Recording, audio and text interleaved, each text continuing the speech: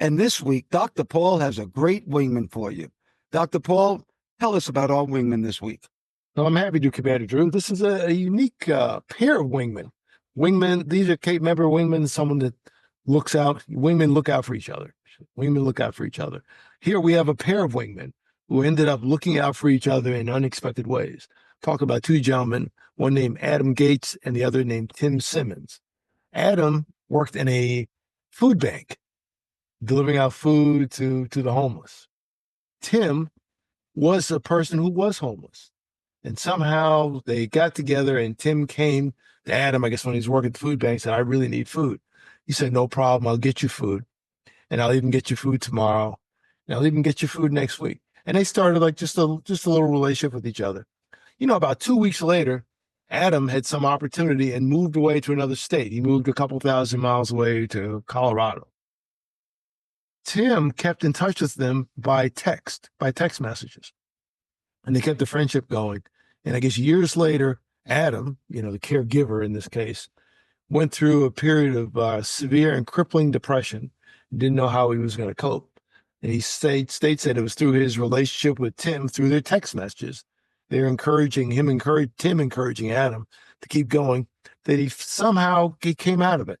He snapped himself out and he came out of it after a long time.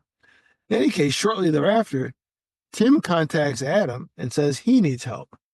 Tim had suffered a stroke and a heart attack and needed a heart transplant.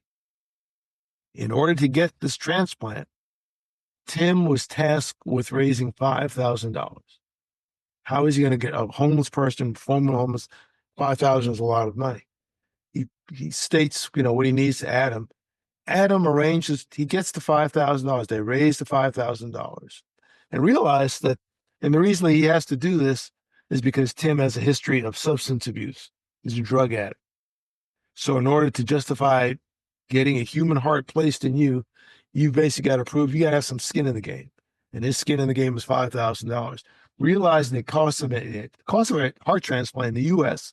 on average, like 5 years ago, was like $1.6 million. So ask him to give $5,000 is just like, let's see if you're serious about this. Anyway, Adam raises the money.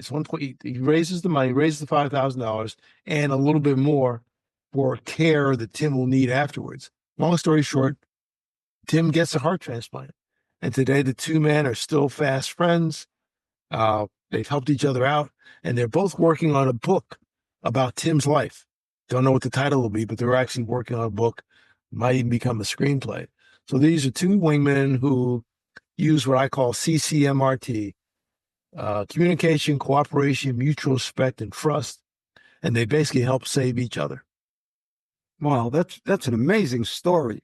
And I'll tell you, you know, if you need a heart transplant or any transplant, you have to prove to the hospital, like you were saying, that you can recover and take care of yourself after the operation or the procedure.